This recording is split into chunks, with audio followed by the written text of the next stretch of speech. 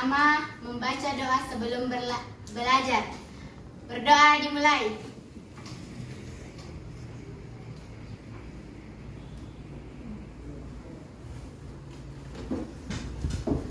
Berdoa selesai. Oke, sebelum pelajaran kita absen dulu. Alia Lestari, Hadir, Bu. Altira, Hadir, Bu. Sera, Hadir, Bu. Silsila. Hadir, Bu. Oke, alhamdulillah ada semua.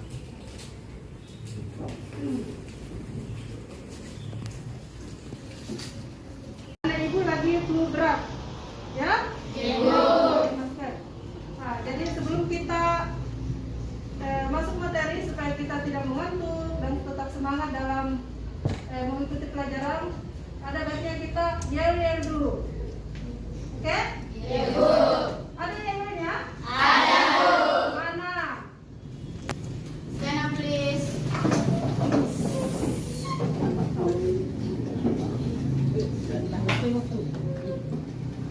Siapa kita? 9E. Adakah Pancasila di dadamu? Ada. Mana dia? Di sini. Di mana? Di sini. Adakah merah putih di dadamu? Ada. Mana dia? Di sini. Di mana? Di sini. Sit down, please. Oke, tepuk tangan. Nah, untuk materi kita ya, karena ini kan pertemuan kedua di bab 1 ya. Ibu. Pertemuan yang lalu itu tentang apa? Ada yang tahu? Ada yang masih ingat? Oke, silakan nak. Kegiatan sebelumnya mempelajari tentang pemberontakan. Bisa suaranya agak besar? Kegiatan sebelumnya mempelajari tentang pemberontakan yang terjadi di Indonesia di awal kemerdekaan dengan tujuan ingin mengganti dasar negara kita yaitu Pancasila. Good job. Bagus. Yang lain? Ingat juga? Ibu. Oke, jadi itu ya. Yang lalu kita mempelajari tentang pemberontakan di awal kemerdekaan dengan tujuan ingin mengganti dasar negara kita Pancasila. Nah, untuk kegiatan kita hari ini, materi kita ini tentang Orde Baru dan Orde Reformasi. Kan yang lalu kan awal kemerdekaan dengan Orde Lama. Nah, sekarang Orde Baru dan Orde Reformasi. Nah, sebelumnya aku mau bertanya dulu, adakah yang mempunyai pengalaman yang berkaitan dengan dasar negara kita Pancasila? Ada?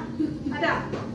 Oke, ada. Saya mempunyai pengalaman pribadi, yaitu saya pernah tinggal di daerah di mana saya memiliki tetangga yang berbeda ras dan suku maupun agama. Tetapi kami tetap menjaga toleransi seperti ketika dia beribadah, ketika saya beribadah, hari raya saya, hari raya dia, kami tidak saling mengganggu ataupun bertengkar. Terima kasih. Ya, oke. Jadi itu pengalaman sila pertama. Sila ketiga juga masuk, ya, dalam dasar negara kita. Jadi itu tadi persepsinya, pengalaman yang berkaitan dengan dasar negara kita. Nah, untuk tujuan pembelajaran kita hari ini ada 2 poin. Yang pertama, aspek sikap spiritual dan sosial. Yang pertama di aspek sikap spiritual dan sosial itu 1.2.1 mensyukuri perwujudan Pancasila sebagai negara yang merupakan anugerah Tuhan Yang Maha Esa. Yang kedua, menunjukkan sikap akan tanah air sebagai perwujudan nilai-nilai Pancasila dan dasar negara. Kemudian tujuan pembelajaran aspek pengetahuan dan keterampilannya itu yang pertama, mendeskripsikan pengertian dinamika. Yang kedua, mendeskripsikan ancaman merubah Pancasila sebagai dasar negara. Perhatikan ke depan.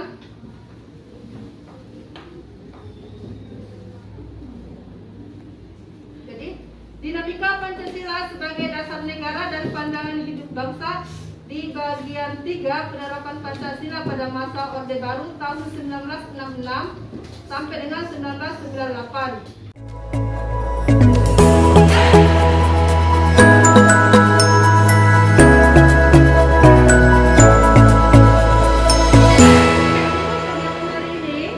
Sudah terbentuk kelompoknya. Jadi ini ada beberapa gambar. Kalian bisa pilih-pilih gambarnya.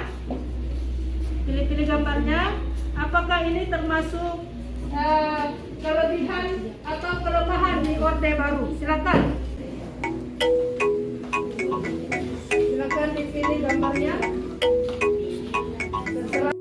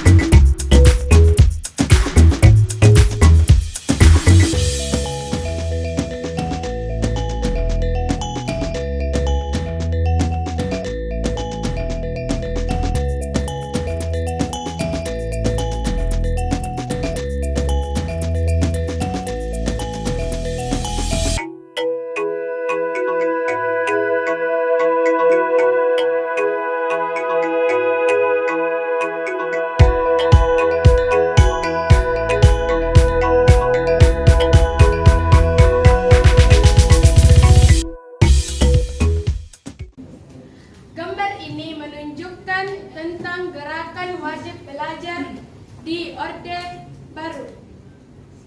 Ada pertanyaan? Apa tujuan pelaksanaan program wajib belajar menurut Presiden Soeharto? Saya, Bu. Baik, saya akan menjawab pertanyaan tersebut. Tujuan pelaksanaan program wajib belajar menurut Presiden Soeharto adalah agar generasi muda 2-17 tahun dapat bersekolah hingga SD sehingga dapat menikmati kemerdekaan. Sekian, terima kasih.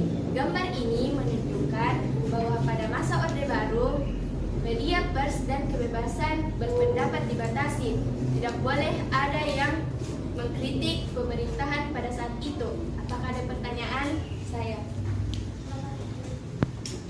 Apa yang akan terjadi jika orang bebas berpendapat? Baik, saya akan menjawab pertanyaan dari kelompok 1. Akan timbulnya konflik di antara masyarakat karena adanya perbedaan pendapat. Sekian dari saya, terima kasih.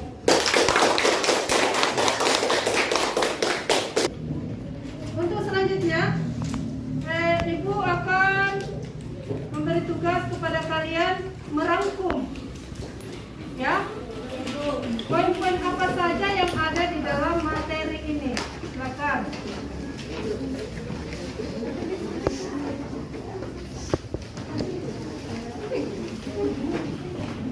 Dalam kegiatan ini, poin-poin apa saja yang penting?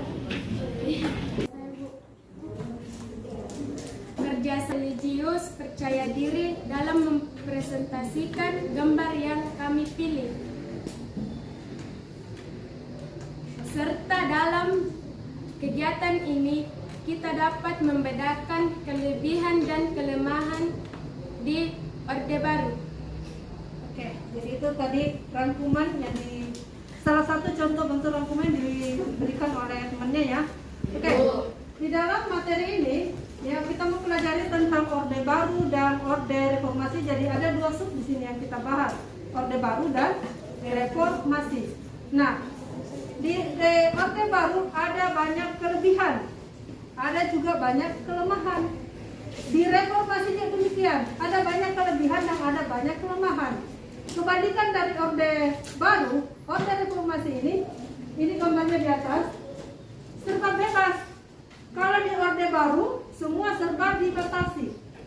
Nah, kebalikan dari ini, Orde Reformasi, semua serba bebas, pergaulan bebas, komunikasi yang tidak beretika, dan lain-lainnya.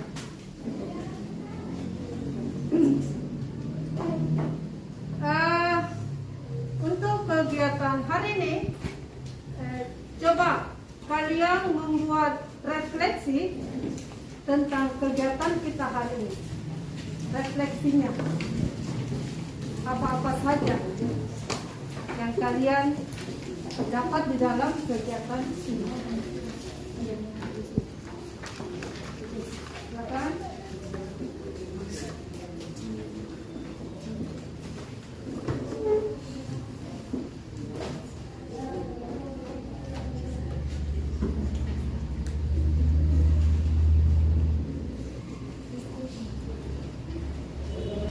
Oke, sudah? Ada yang bisa membacakan refleksinya? Oke, silakan. Setelah mempelajari materi ini pada pembelajaran Teacher and Teacher. Pertama, guru menjelaskan pembelajaran terkait dinamika perwujudan penerapan Pancasila sebagai dasar negara dan pandangan hidup bangsa di sub penerapan Pancasila di Orde Baru dan masa reformasi. Yang kedua, model pembelajaran yang dipakai oleh guru bidang studi PPKN sangat bagus untuk diterapkan di pembelajaran yang lainnya karena bisa memberikan motivasi kepada siswa-siswa untuk semangat belajar. Oke, itu tadi refleksi dari salah satu contoh. Oke, kegiatan terakhir kita adalah Ibu memberi tugas untuk di rumah. Ya, kalian baca materi selanjutnya, kemudian Ibu akan tanyakan nanti apa yang telah kalian baca.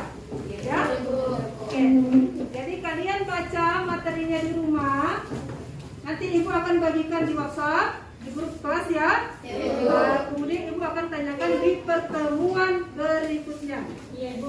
Assalamualaikum warahmatullahi wabarakatuh.